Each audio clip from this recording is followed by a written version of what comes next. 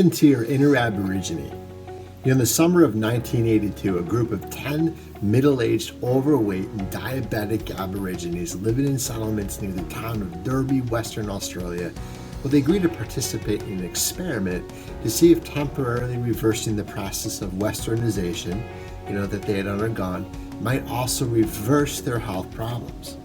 And since leaving the bush some years before, all 10 had developed type 2 diabetes. They also showed signs of insulin resistance, right, which is when the body's cells lose their sensitivity to insulin. And the elevated levels of triglycerides in their blood happen, which is a risk factor for heart disease.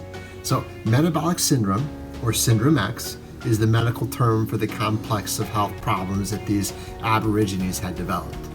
And large amounts of refined carbohydrates in the diet combined with a sedentary lifestyle had disordered the intricate and still imperfectly understood system by which the insulin hormone regulates the metabolism of carbohydrates and fats in the body. So the metabolic syndrome has been implicated not only in the development of type 2 diabetes, but also in obesity, hypertension, heart disease, and possibly certain cancers. Well, some of these researchers believe that metabolic syndrome may be at the root of many of the diseases of civilization that typically follow a native population's adoption of a Western lifestyle and the nutrition transition that typically follows that. So the 10 Aborigines returned to the traditional homeland from an isolated region of northwest Australia, more than a day's drive, off-road vehicle from the nearest town. And from the moment they left civilization, the men and women in the group had no access to store food or beverages. The idea was for them to rely exclusively on the foods that they hunted and gathered themselves. Even while living in town, they still occasionally hunted traditional foods, and so they had preserved the knowledge of how to do so.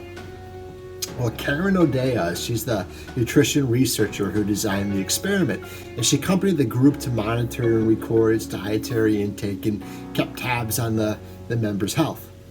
Well, the Aborigines, they divided their 7-week stay in the bush between a coastal and inland location. And while on the coast, their diet consisted mainly of seafood, right? Supplemented by birds, kangaroo, witchetty grubs, the fatty larvae of a local insect. Hoping to find more plant foods, the group moved inland after I think it was 2 weeks, settling at a riverside location. So in addition to the freshwater fish and shellfish, the diet expanded to include turtles, crocodiles, birds, kangaroo, yams, figs, and bush honey. So the contrast between this hunter-gatherer fare and their previous diet was stark. And O'Dea reports that prior to the experiment, the main dietary components in the urban setting were flour, sugar, rice, carbohydrate drinks, alcoholic beverages like beer and pork, powdered milk even, right? And cheap, fatty meats, potatoes, onions, and a variety of other fresh fruits and vegetables. But it was basically the local version of the Western diet, right? Well, just after 7 weeks in the bush, O'Dea drew blood from the Aborigines and found striking improvements in virtually every measure of their health. All had lost weight, average about almost 18 pounds, and they saw their blood pressure drop. Their triglyceride levels had fallen to the normal range. The proportion of the omega-3 fats in their tissues had increased dramatically. So to summarize this, O'Dea concluded that all of the metabolic abnormalities of type 2 diabetes were either greatly improved, glucose tolerance, the insulin response to glucose, or completely normalized, like the plasma lipids. It was a group of diabetic Aborigines by a relatively short 7-week reversion to the traditional hunter-gatherer lifestyle. So O'Dea does not report what happened next, whether the Aborigines elected to remain in the bush or return to civilization. But it's safe to assume that if they did return to their Western lifestyles, their health problems would return too. We have known for a century now that there's a complex of so-called Western diseases, including obesity, diabetes, cardiovascular disease, hypertension, and a specific set of diet-related cancers, right, that begin almost invariably to appear soon after a people abandons its traditional diet and way of life. What we did not know before Odea took her Aborigines back to the bush, and since she did, a series of comparable experiments have produced similar results in Native American and Native Hawaiian populations, and that was that some of the most deleterious effects of the Western diet could be so quickly reversed.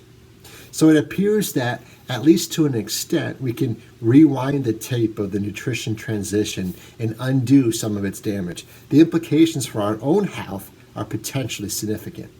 So according to Walter C. Willett, only 3% of the nurses' health study population could be described as following a low-risk diet and lifestyle. Only 3%.